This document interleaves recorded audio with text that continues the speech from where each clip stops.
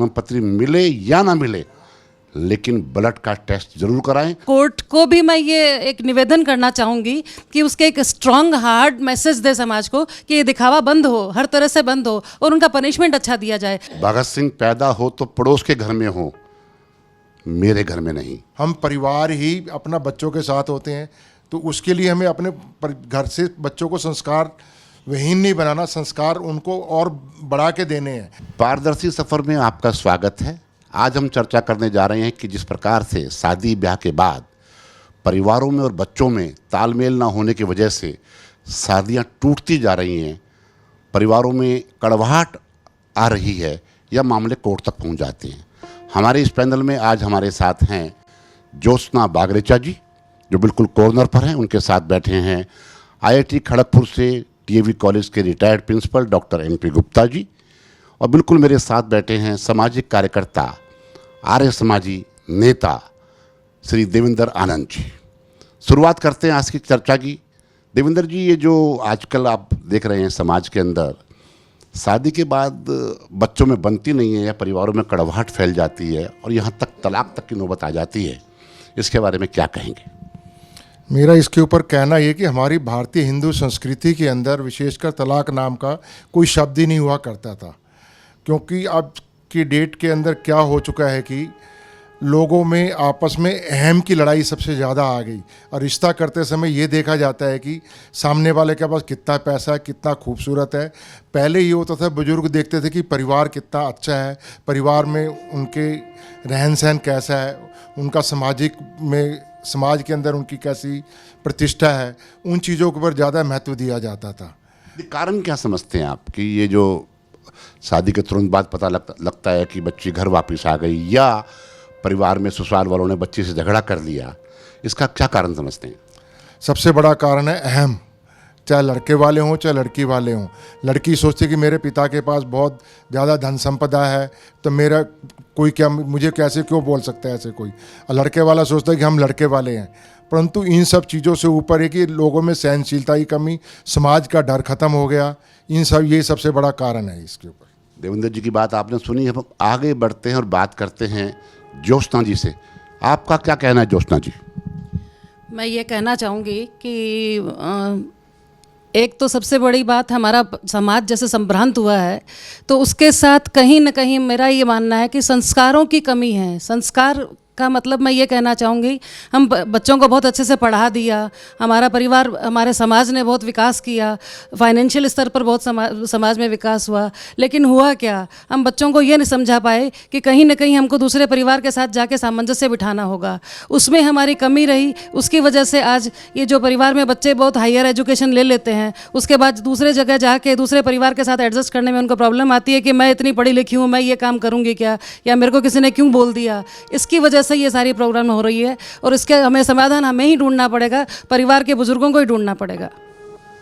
ज्योत्सना जी ने कहा कि पढ़ाई लिखाई तो करा देते हैं लेकिन संस्कार नहीं सिखाते, किस प्रकार से अगले परिवार में जाकर रहना है उस बारे में बच्चों को नहीं बताया जाता, उस कारण ये समस्या आ रही है। बात करते हैं डॉक्टर MP गुप्ता साहब से। बताइए डॉक्टर साहब, आप बुजुर्ग आदमी, एक्सपीरियंस हैं, आपने लाखों बच्चों को पढ़ाया, क्या कहेंगे आप? मेरे ख्याल से एक जो मैं देखता हूँ समाज के अंदर, जो पैसा हो गया है ना लोगों के पास अधिक, और जो इंडिपेंडेंस बच्चे फील करते हैं, तो उससे क्या हो गया कि इंटरडिपेंडेंस ख़त्म हो गई है। तो उसका कारण क्या हो गया कि लोगों में सहनशीलता, जैसे ज्योत्सना ने कहा, वो दोनों में कम हो रही है। और उसका कारण ये है कि वो क्योंकि खुद समर्थ है हर चीज़ में, तो इसलिए वो किसी की बर्दाश्त रहती नहीं। दूसरी बात, पढ़ाई लिखाई का गलत अर्थ लिया जा रहा है। स्कूलों में या कॉलेजेस में पढ़ाई लिखाई को केवल पैसा कमाने का जरिया माना जा रहा है, ना कि पढ़ाई को जो उसकी लाइफ की लिविंग स्किल्स हैं वो डेवलप नहीं हो रही हैं बच्चों में। क्योंकि सहनशीलता, प्यार, अब जो प्यार शब्द है वो पैसे से तोला जा रहा है। प्यार जो होता है, अपने पुराने ज़माने से देखते आ रहे हैं, अनकंडीशनल होता है। जब दो बच्चों में प्यार होता है, एडोलसेंट में हो चाहे वो शादी के बाद हो, कैसे भी हो, उनमें कंडीशंस नहीं लगाई जाती। कंडीशन नहीं लगाई जाती। आज पैसे को महत्व दिया जाता है, ये कहना है डॉक्टर MP गुप्ता का। डॉक्टर साहब, कई बार परिवारों में बात होती है कि जन्म पत्री का मिलान नहीं किया, इस कारण ऐसा हो गया। क्या ऐसा भी होता है?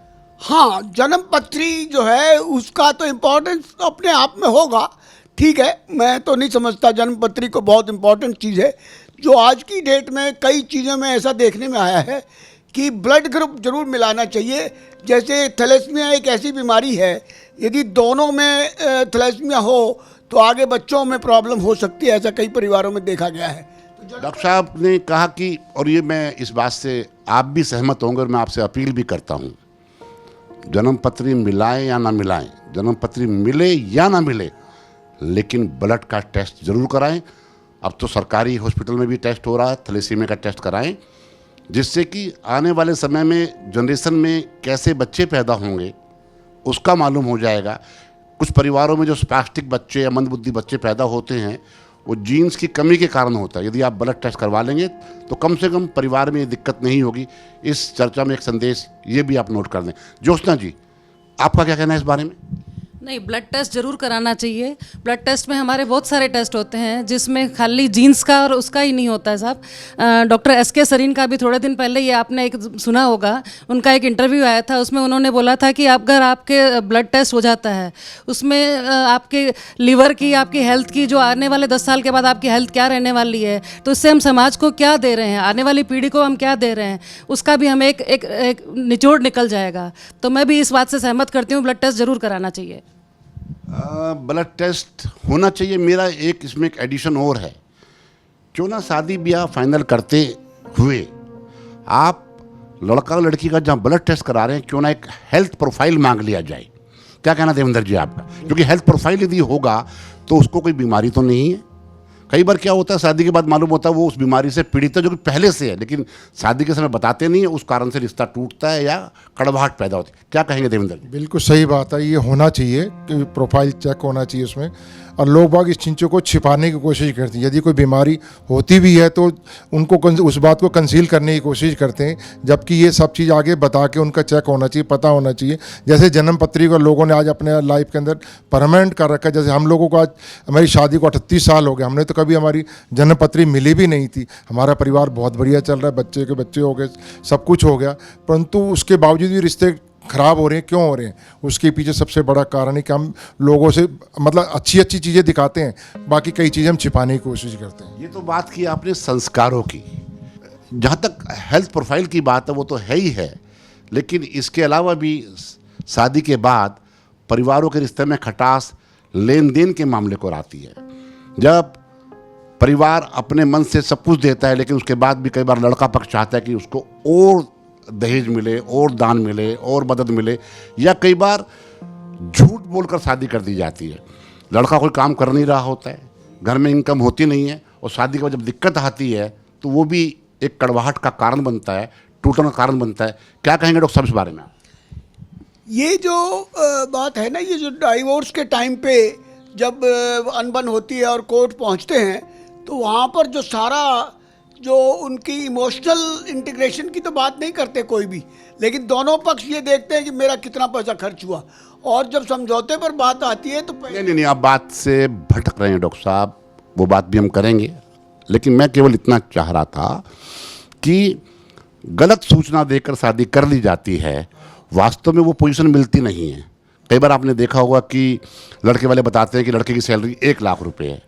जब लड़की की शादी हो जाती है, अपने ससुराल जाती है, तो पता लगता है कि लड़का तो अनपढ़ है, लड़का कोई काम नहीं करता है। हैं? इसके लिए क्या समाधान है? इसका कोई समाधान नहीं है। झूठ बोलने का, झूठ का तो पता लगाने की बात है। इंक्वायरी जो लड़का और लड़की के बारे में, आजकल इस प्रकार के तो केसेस कम हो सकते हैं, क्योंकि काफ़ी दिन पहले रिश्ता होता है और लड़के लड़की एक दूसरे को जानने का भी प्री वेडिंग वो भी होते हैं, तो अपने आपस में जानने की वो उनके अंदर पूरी वो रहती है। नहीं, जानने पहचानने की बात तो अलग है।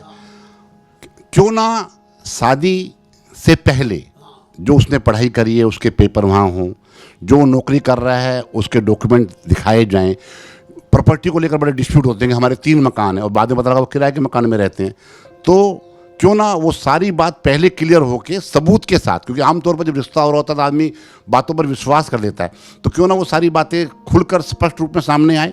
देखिए, शादी के मामले में प्रॉपर्टी और ये सब मामला मेरे विचार में सब नहीं होना चाहिए, क्योंकि शादी 2 बच्चों की है, उसमें प्रॉपर्टी और पैसा जो है वो बीच में नहीं आना चाहिए। नहीं, और आप शादी, कमाल की बात है, क्या लड़की आपकी वहाँ भूखी मरेगी जब उनके पास साधन नहीं होगा? नहीं, आप जो बात कह रहे हैं, देखो मेरी बात सुनिए, ठीक है आपका व्यक्तिगत विचार हो सकता है, क्यों ना खुलकर पारदर्शी तरीके से सारे काम हो।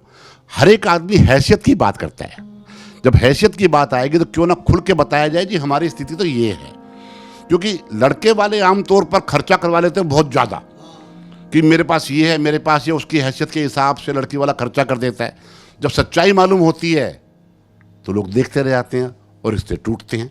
मैं इसके बारे में क्यों नहीं ट्रांसपेरेंसी हो कि नौकरी कहाँ कर रहा है, सैलरी कितनी है, जहाँ हेल्थ प्रोफाइल की हम बात कर रहे हैं तो वहाँ ये बात भी हो जाए कि आपकी स्थिति कैसी है। ये बात तो बिल्कुल ठीक है, होना चाहिए, सारा डिटेल होनी चाहिए। बल्कि आजकल जो डिजिटलाइज ज़माना है उसमें तो मैं कहता हूँ सब कुछ डिक्लेयर्ड होना चाहिए, लेन देन जितना भी है।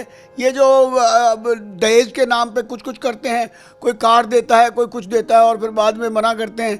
और वो मैंने तो एक और भी झगड़ा देखा है कि कार तो मांग ली उन्होंने, वो 20-30 लाख की, वो जो कौन सी मर्सिडीज होती है, और फिर उसमें पेट्रोल डलवाने के पैसे नहीं होते उनके पास, तो उनके भी झगड़े होते हैं। इस बात से ये भी सहमत हैं कि हैसियत ज़्यादा बताकर शादी तो कर ली जाती है, सच्चाई सामने आने के बाद रिश्ते टूटते हैं।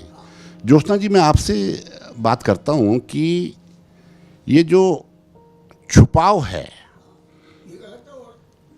शादी के समय आपने खर्च किए सपोज 10 रुपये और इन केस ऑफ डिस्प्यूट बताया जाता है जी मैंने तो 100 रुपये खर्च किए हैं, तो उसका क्या हल है आपके हिसाब से? इसमें मैं यही कहना चाहूँगी भाई साहब कि एक तो सबसे पहले तो मैं ये कहूँगी दिखावा होना ही नहीं चाहिए। दिखावे से ही मैं पुरजोर विरोध करती हूँ, लेन देन का पुरजोर विरोध करती हूँ। हाँ, लेकिन जहाँ दिखावा और छुपाव होता है उसमें हमें यही करना पड़ेगा कि सारे डॉक्यूमेंट्स पहले देखे जाएं, और जब उसके साथ जब मामला कोर्ट में जाए तो कोर्ट को भी मैं ये एक निवेदन करना चाहूँगी कि उसके एक स्ट्रॉन्ग हार्ड मैसेज दे समाज को कि ये दिखावा बंद हो, हर तरह से बंद हो, और उनका पनिशमेंट अच्छा दिया जाए ताकि समाज में दोबारा कोई ऐसा काम करने से पहले 3 बार सोचे। बिल्कुल ठीक कहा ज्योत्सना जी ने। मेरा मानना है कि जब भी कुछ हो, शादी हो, ब्याह हो, रिश्ता हो, रिश्ते से पहले पूरी जांच पड़ताल हो। बल्कि मैं तो इसमें एक चीज़ और ऐड कर रहा हूँ, दोनों परिवारों की पुलिस वेरिफिकेशन भी होनी चाहिए। कुछ मामले समाज में ऐसे आते हैं देवेंद्र जी, शादी के बाद मालूम होता है लड़का तो बहुत सारे क्रिमिनल केस में शामिल है। अब लड़की के माँ बाप या परिवार के लोग परेशान हो जाते हैं कि अब क्या कर सकते हैं, अब तो बच्चे की शादी कर दी, क्यों ना दोनों परिवारों की भी पुलिस वेरिफिकेशन भी हो। बिल्कुल होनी चाहिए, इसमें कोई बुराई नहीं है।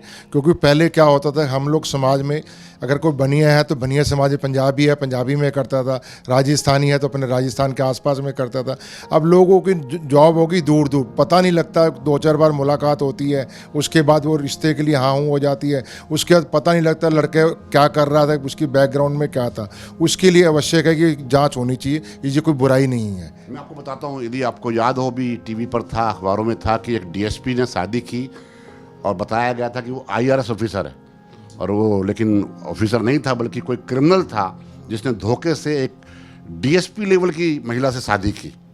और बाद में कार्रवाई हुई, लेकिन यदि पहले देखभाल कर ली होती, जांच लिया होता तो ये नौबत नहीं आती। क्या मानना है डॉक्टर साहब? देखिए, जांच तो बहुत ज़रूरी है।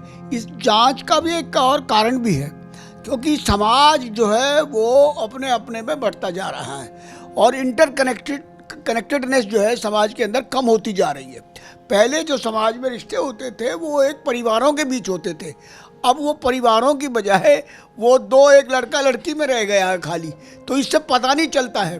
तो इसमें इंटरकनेक्टेडनेस समाज का ज़रूरी है, और जांच और ये पुलिस वेरिफिकेशन और ये सब तो इम्पॉर्टेंट है, ठीक है, आज के ज़माने को देखते हुए इनकी जांच होनी चाहिए।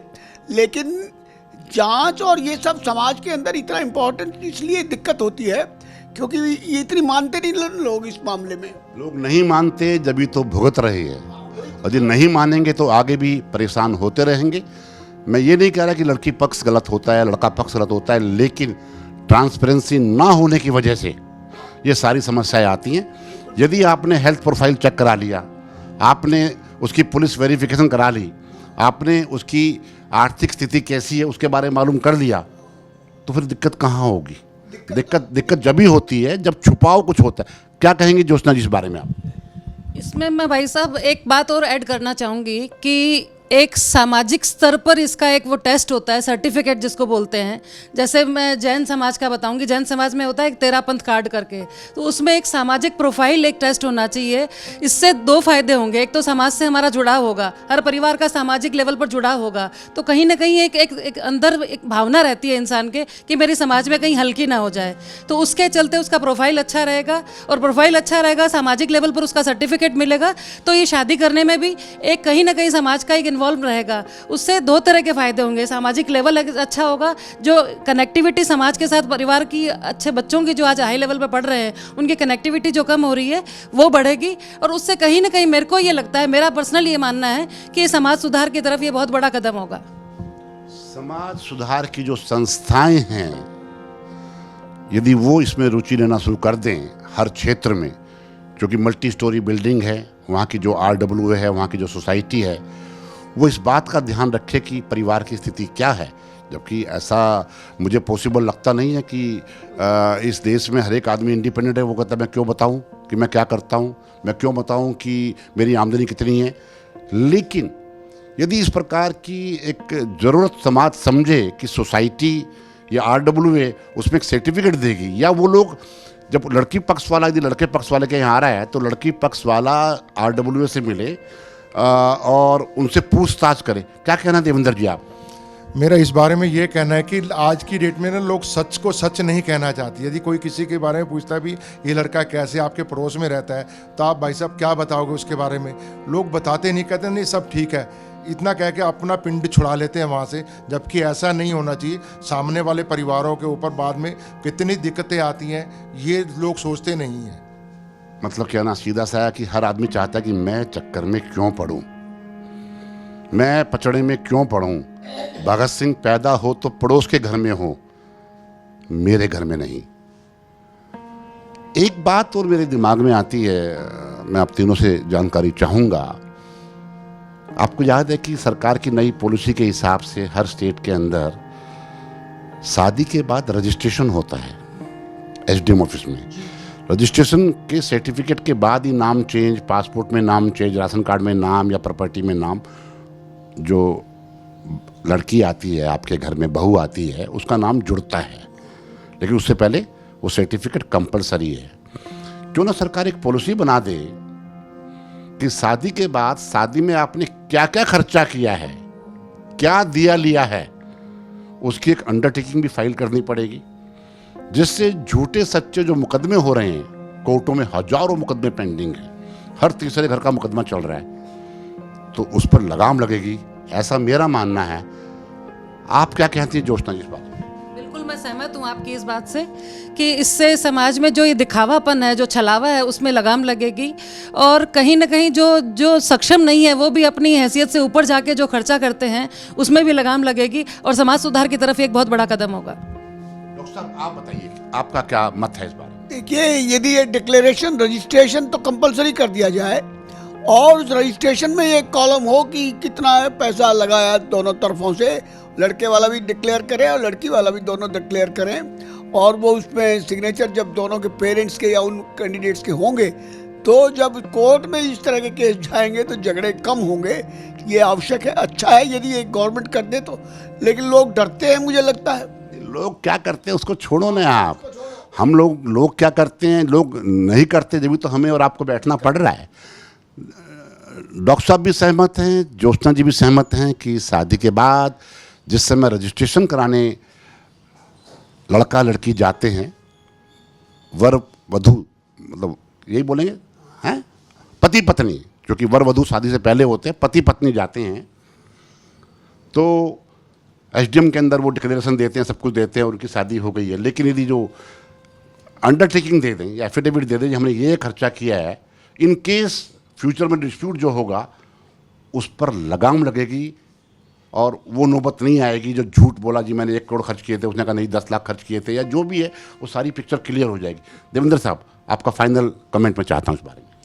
बिल्कुल सही बात है, ये डिक्लेरेशन होना तो बहुत अच्छी बात है। मैं चाहूँगा इसके साथ साथ जब तक हम समाज के अंदर हमारे संस्कारों को हम ऊपर नहीं उठाएंगे, उसके बगैर कुछ भी नहीं कर सकते। गवर्नमेंट हमारे साथ एक एक पल के साथ नहीं खड़ी हो सकती, हम परिवार ही अपना बच्चों के साथ होते हैं। तो उसके लिए हमें अपने घर से बच्चों को संस्कार विहीन नहीं बनाना, संस्कार उनको और बढ़ा के देने हैं, तभी मामला आगे बढ़ पाएगा। संस्कार की बात तो सच है, संस्कार तो हर एक परिवार के अलग अलग हैं, समाज में भी अलग अलग है। आज चूँकि कोई बीच में पड़ना नहीं चाहता है कि इन केस ऑफ डिस्प्यूट जिस प्रकार के लॉ लागू हैं, और जब कोई दहेज की बात होती है, कोई बात होती है नाम लिखवाने, मेरा नाम ना लिखा जाए, उससे पड़ोसी भी डरते हैं, रिश्तेदार भी डरते हैं। यदि सरकार शादी के रजिस्ट्रेशन के समय पर ये जो खर्चे वाली अंडरटेकिंग कंपलसरी कर दे, तो मेरा मानना है ना तो कोई डरेगा, क्योंकि जब दहेज नहीं लिया होगा या नहीं दिया होगा तो केस नहीं कर पाएंगे वो लोग जो झूठे केस करते हैं। दूसरी बात समाज को भी इकट्ठे होना पड़ेगा, एक होना पड़ेगा, अपने पड़ोसी की, अपने साथी की मदद करनी पड़ेगी। सच बात को, इस बात की परवाह करे बिना कि मुझसे लोग नाराज़ हो जाएंगे, उस सच बात को करना चाहिए। साथ ही पुलिस प्रशासन हो या एडमिनिस्ट्रेशन हो, उनको भी समय समय पर इस बात का ध्यान रखना चाहिए कि क्या कोई परिवार के जो बच्चे हैं कहीं गलत तरीके से कोई गलत काम तो नहीं कर रहे।